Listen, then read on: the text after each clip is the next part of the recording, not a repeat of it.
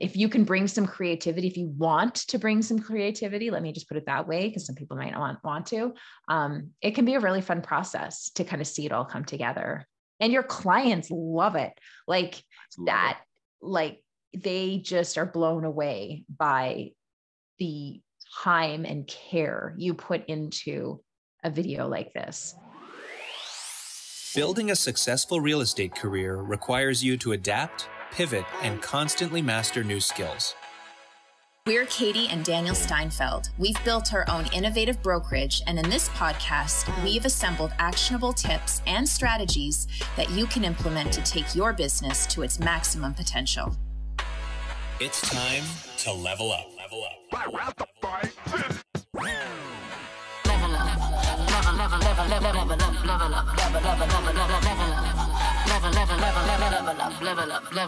Welcome to Level Up, everybody. I'm Daniel. Welcome. I'm Katie. And today, oh, sorry. No, I'm happy you Paused. jumped in there. It was dramatic and you came through. Thank you. Appreciate it.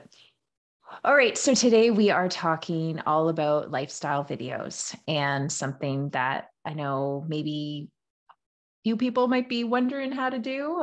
We've done a bunch of them in the past, and we just kind of want to walk through the process, the pros, the cons, all the details, and hopefully give you a good framework on how to create your own lifestyle videos for, I think we're talking mainly about listings, correct?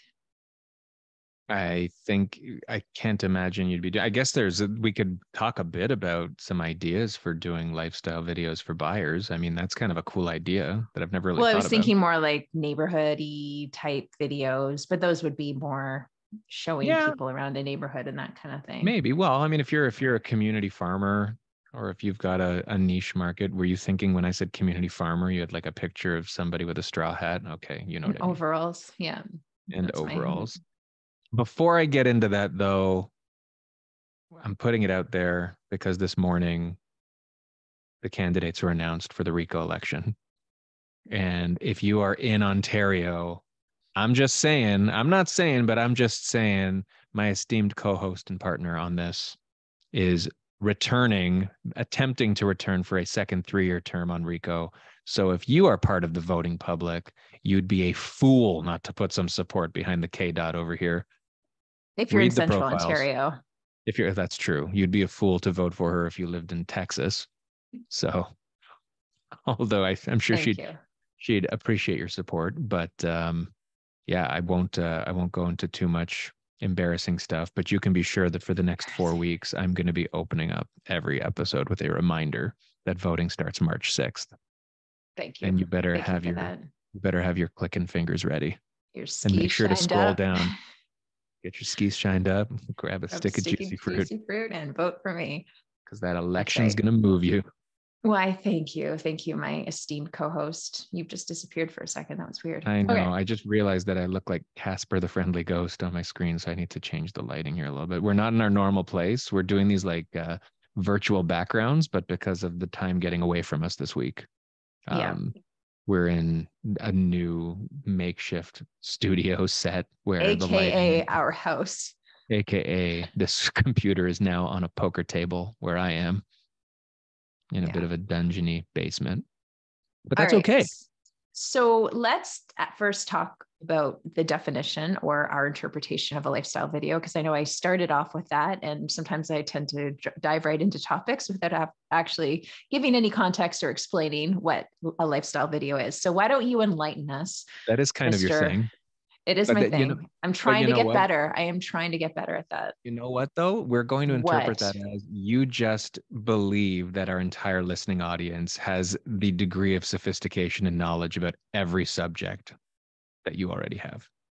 True. Where that might be the case. But that being said, I'll do as I'm told, and I'm going to talk a little bit about what a lifestyle video is. So might be easiest to describe a lifestyle video first by describing what it is not, which is a generic video where I think people, rightfully or wrongfully, there's no judgment here, but for most listings, the video that you see is a scan room to room. It's kind of a just a panning video that flows through. It may or may not have an agent who does one of these, you know, and says, follow me everywhere. Maybe it's got a voiceover, maybe it doesn't.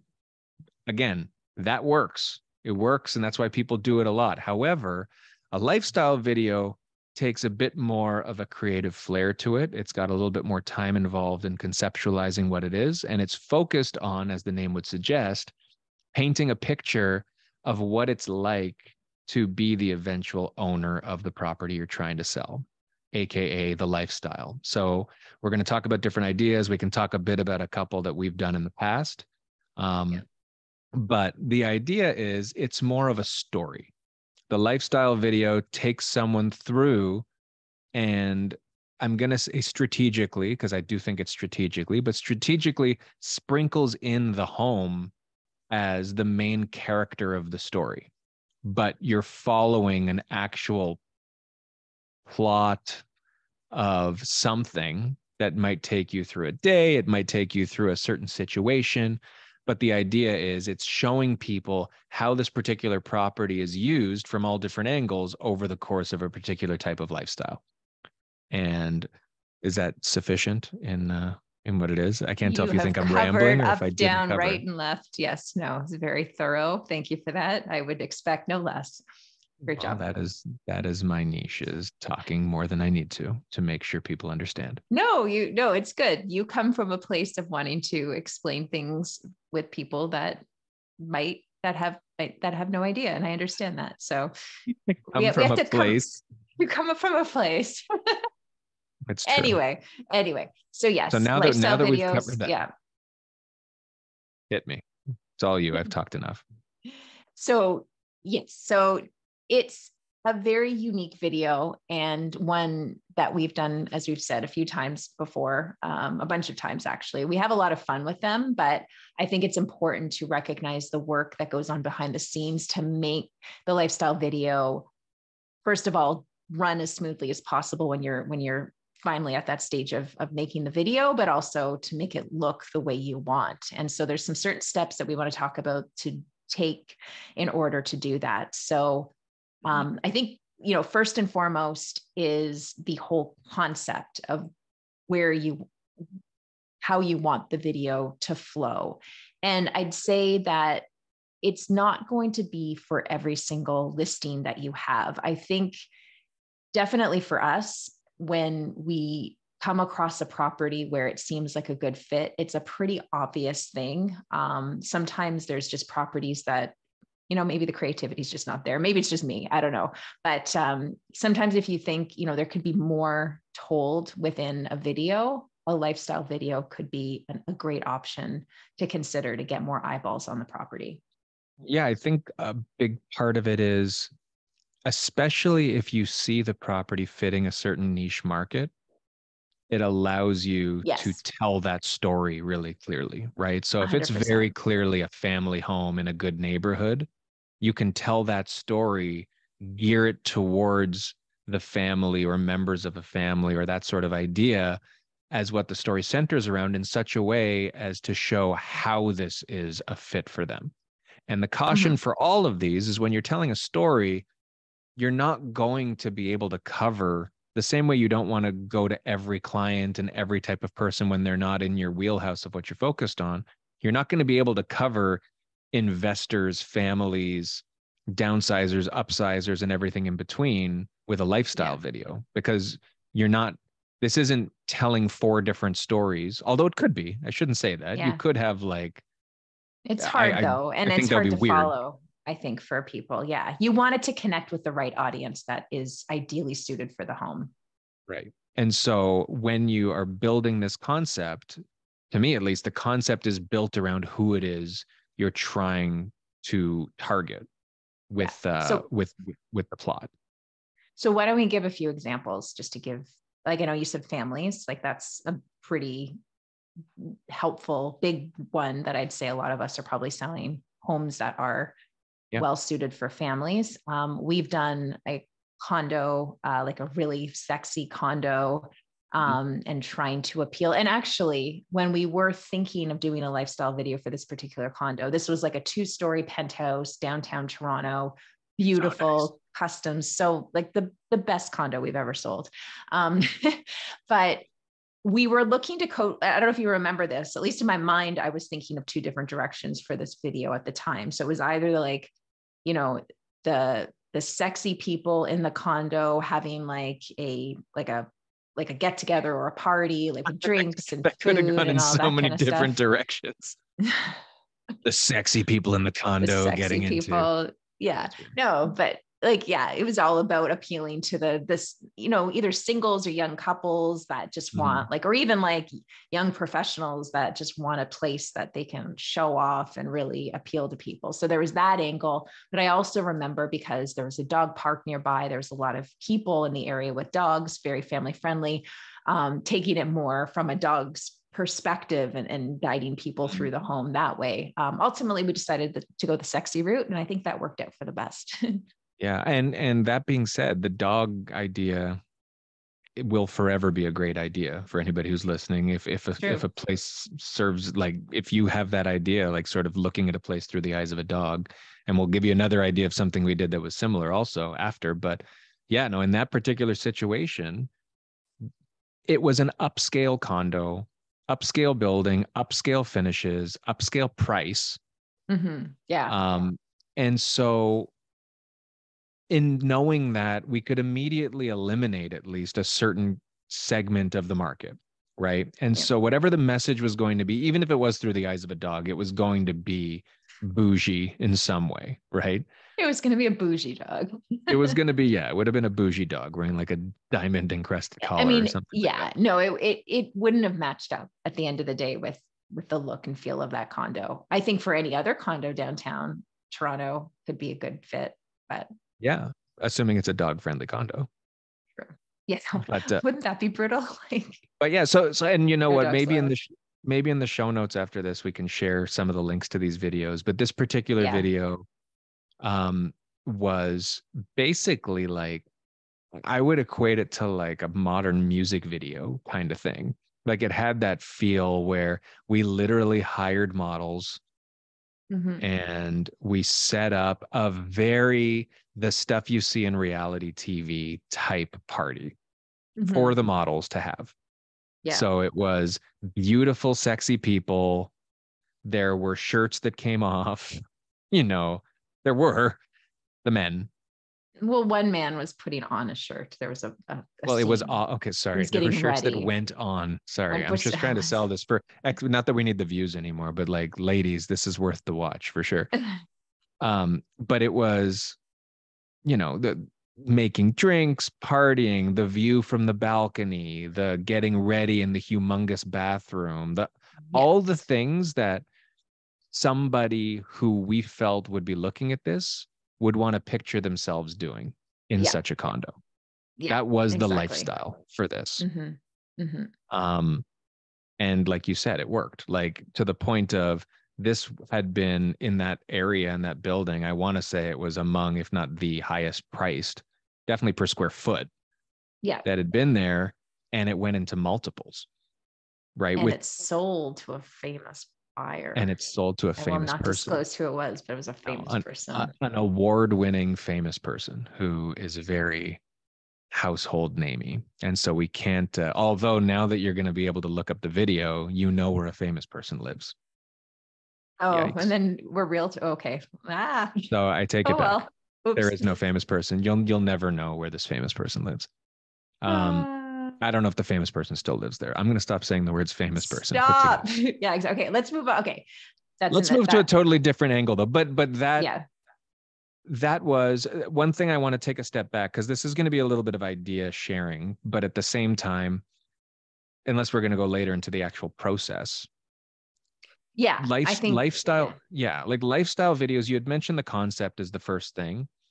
The idea is great, but there is a considerably larger amount, as you can imagine, of planning and preparation that goes into a lifestyle video as compared to your generic real estate video that I was talking about before. You can usually call most real estate photographer, videographer companies and just show up on the day, or even not show up if you're not going to be in it on the day, and know that a well-produced HD 4K quality video of the property will be done to music, Yeah. whatever.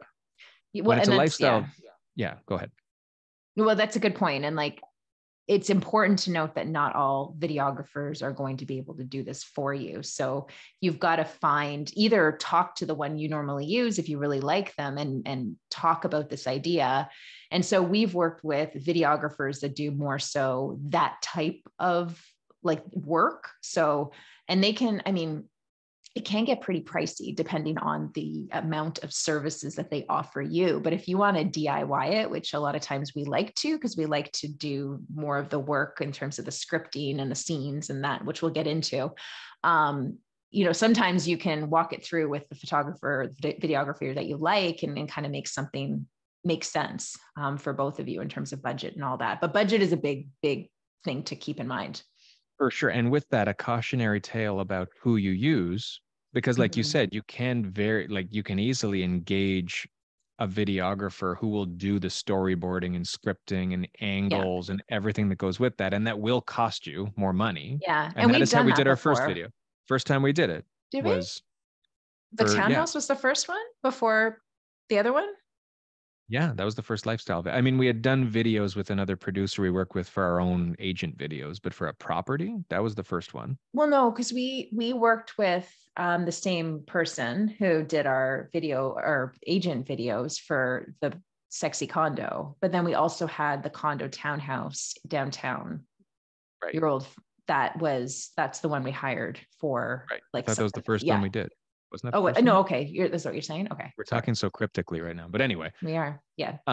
So anyway, the long and the short of it is you can have someone who does it for you. You can have somebody who just videos it for you. If you're takes orders, essentially. Well, and that's it. And if you're choosing to be the person who delivers orders and has it all planned out, the pro to that is it's going to cost less and you're going to be more certain about what it's looking like and that it's in your vision.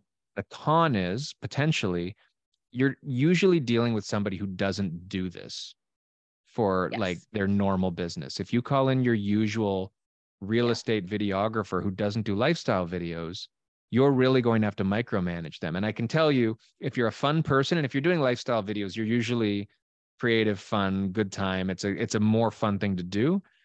Yeah. It can be a very good time. And a lot of these video folks are just pleasantly surprised that they've got something new to do.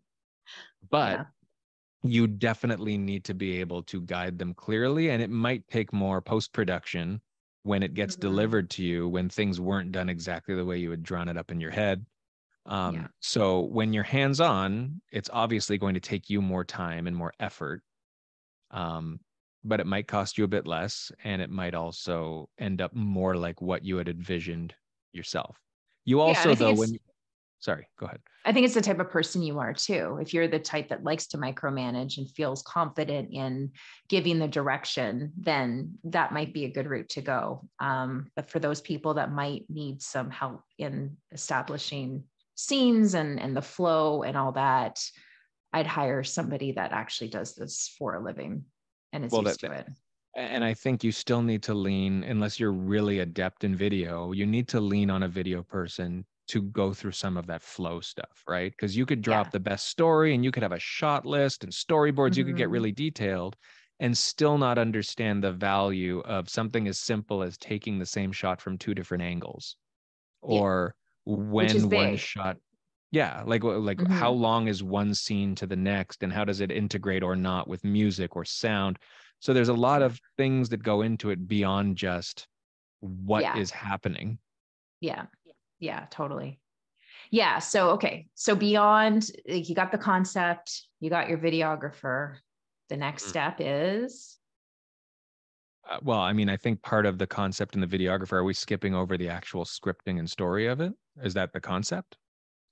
Well, no, I think the concept is just like the general idea. Okay. I want to shoot a video for like that appeals to a family. Let's say it's a family-friendly area, family-friendly home.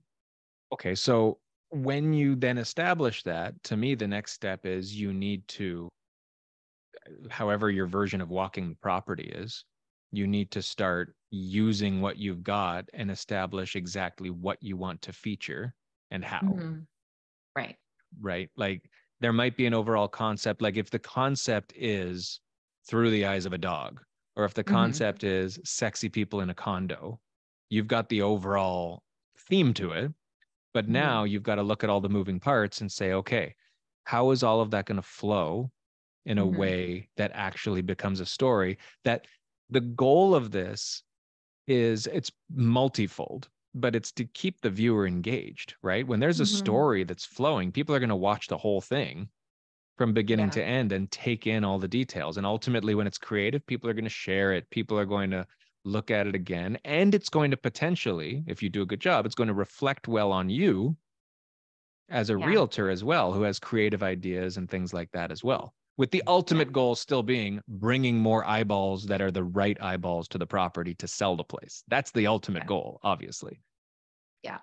Yeah. And so when you're creating those scenes, or just like the whole flow of things, you know, you just got to think of like, okay, you know, what's my introduction? Like, how am I introing this property? Is it going to start outside the home? Like, you need to just understand like how the intro is going to work. How is that going to flow into like the middle and showcasing as much of the home as possible while also continuing on with the story? And then how do you wrap that up to kind of bring it all full circle? And a lot of times, like, it can start by entering into the house and then end by leaving the house. But again, it's a story. It's like the one I just did with our daughter. It was all about just bringing her into the house and me leaving on a phone call, and then she takes over the tour.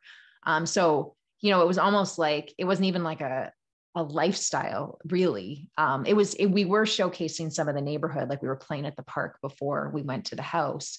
So that showed how friendly it was. And then afterwards we left and we were walking on the trail. So that helped to showcase that. But the whole middle part was just basically what videographers are used to in terms of doing a tour and her bringing them around as opposed to me. So it kind of mixed things up a little bit. To me, that was like it was like a creative hybrid of what people are used to and taking it next level, like where now there's a reason people are going to watch because there's an actual star of the show that isn't the realtor, isn't the agent. Yeah, exactly. Right. And so, and to go back to what you're saying about an intro and a close, just to be clear, I mean, it may be, but these are not intros like, hey, everyone, we're about to see 123 Main Street. Yeah. Let's watch the story. Right. Like, that's not what you mean by an intro. Like, you're just how does the story begin? Scene. Right. Yeah. So, I mean, your version of that one was you arriving. We were at the park. Like, the scene opens with us playing in the park.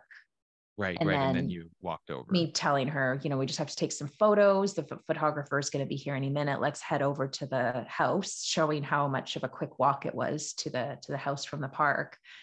And then I get a phone call. Yeah. But anyway, that's how it started, was in the park. So you're kind of highlighting the neighborhood for family.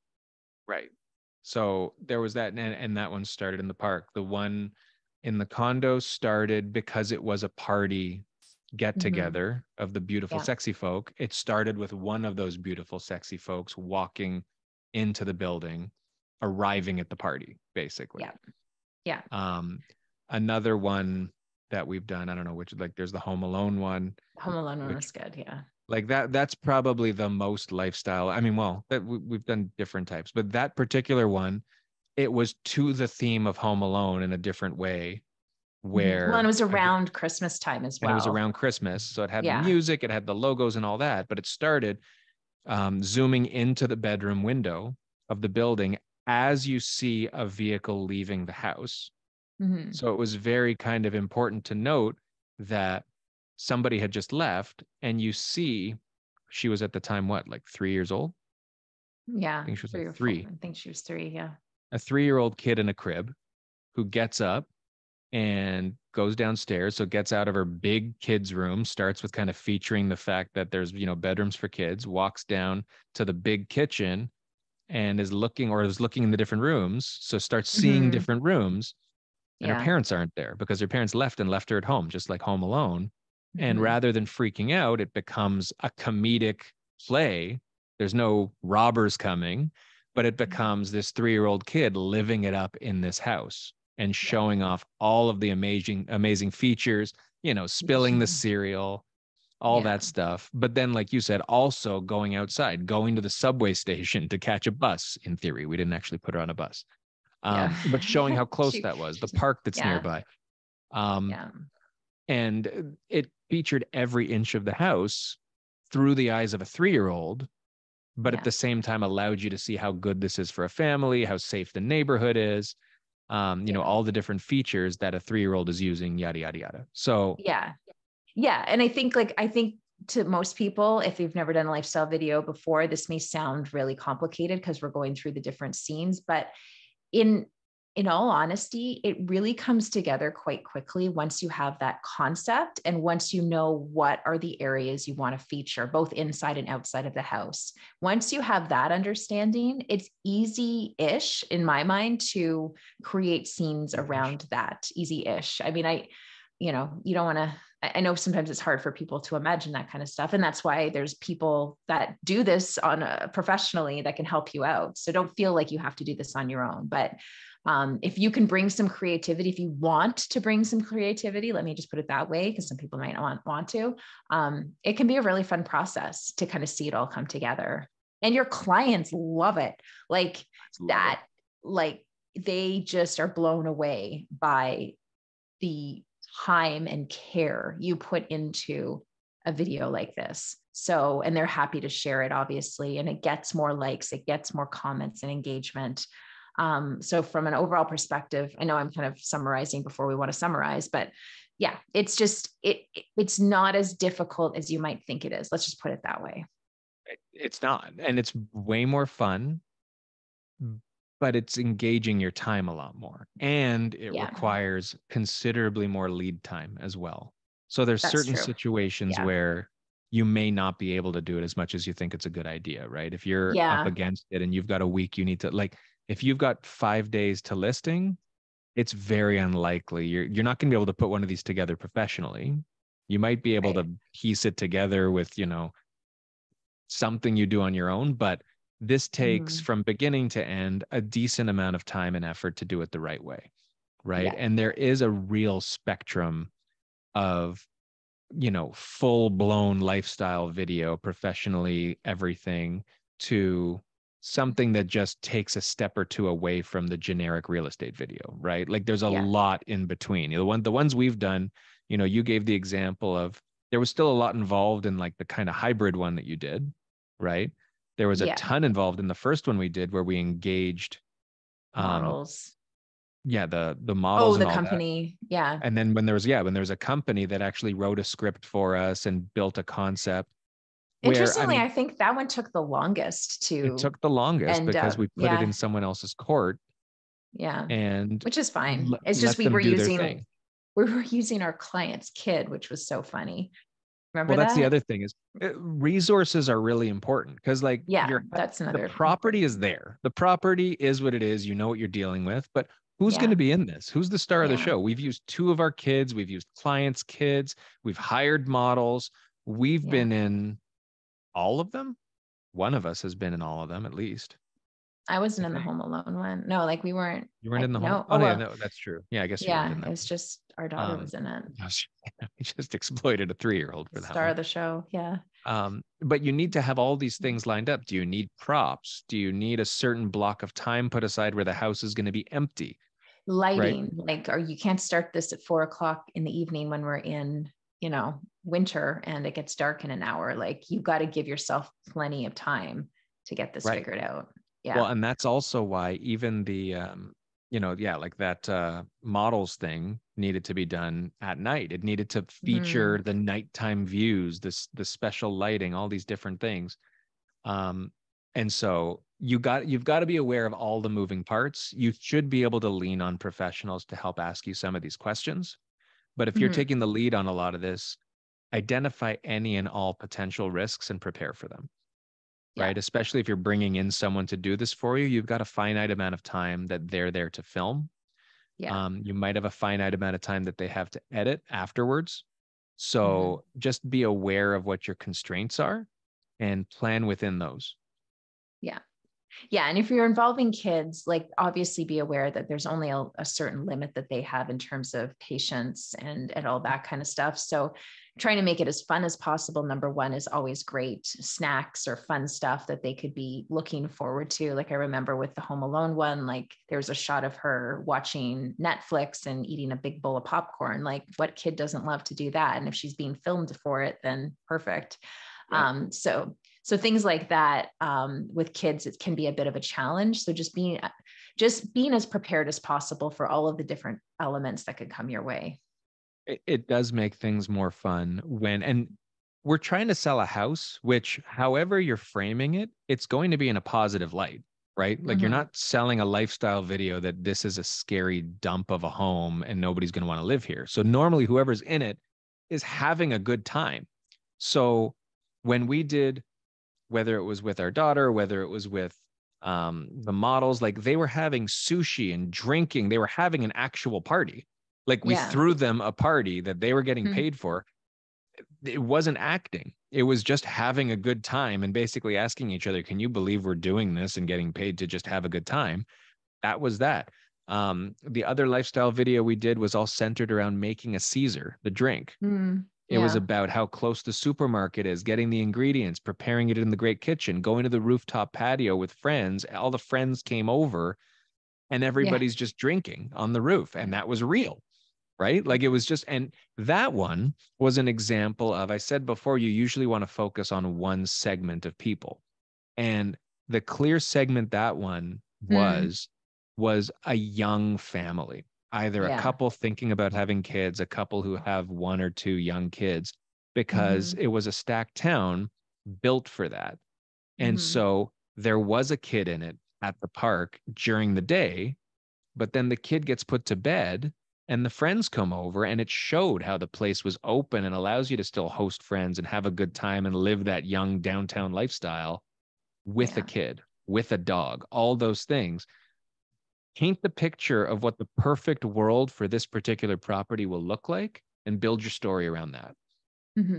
And in pretty much every case, I might be wrong, the people who ended up buying the property were pretty close, if not exactly, the people that the video was built to portray. Yeah. Right. That doesn't mean the video sold the property each time, but it reinforced in some ways that we were right about what the market is. Yeah. But obviously people who saw it were, helped to paint that picture for themselves. Yeah, totally. One other like minor, but something important, just I recognized with the most recent one I did, is just the length of time for these things. Trying to keep it 2 minutes or under is always a good, like, because people lose patience. They kind of move on once they see the first little bit. So that's one thing to keep in mind, but also from sharing it on your social channels, like with Instagram, for example, video, like there's a limitation to the length of time. Like for a reel, it's 90 seconds, or for just like a plain video, if you're just doing it as a regular post, is 60 seconds. So what I ended up having to do is chop up the video into like a few 60-second segments to get the whole thing up onto Instagram the way I wanted it to go. So those are just little things to keep in mind, because if that's important to you, it could impact the format of the video or the length of time that you are filming for, or just the finished product is.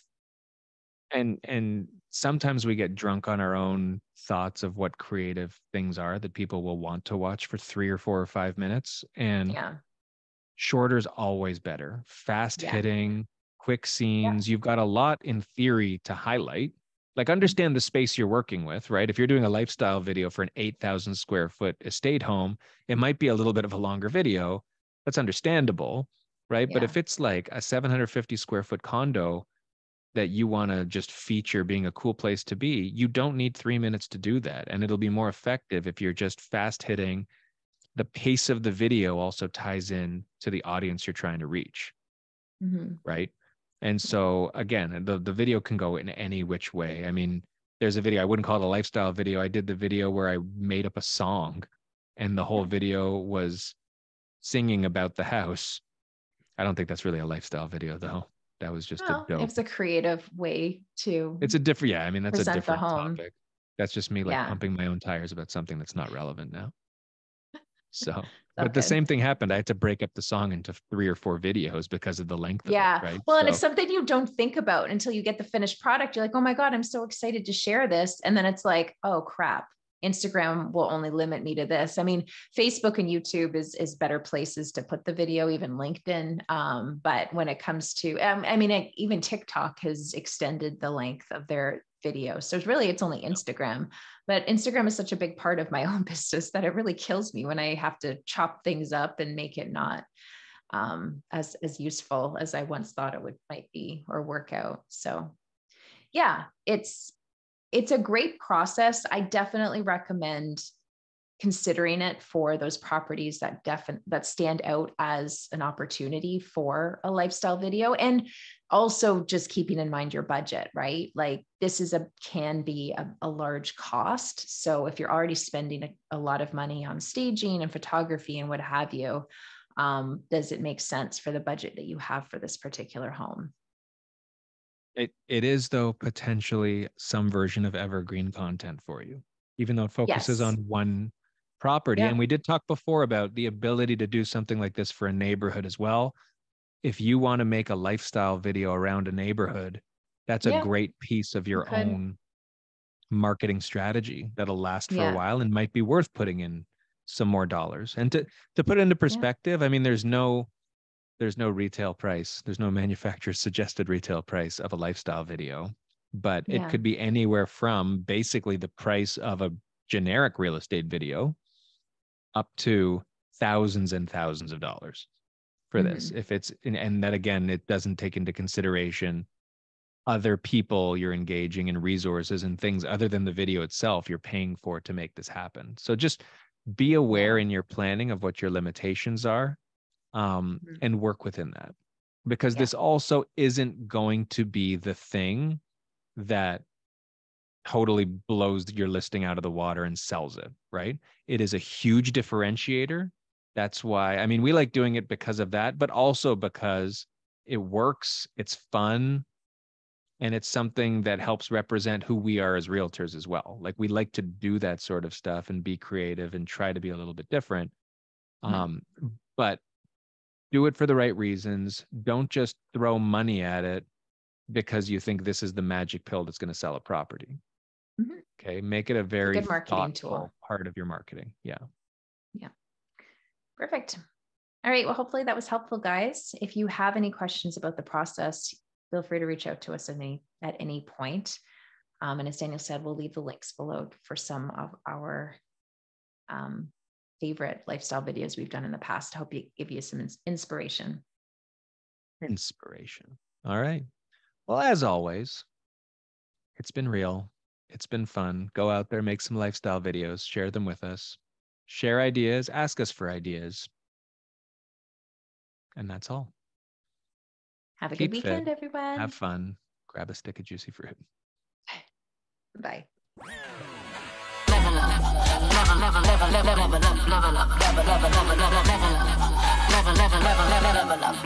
Level up.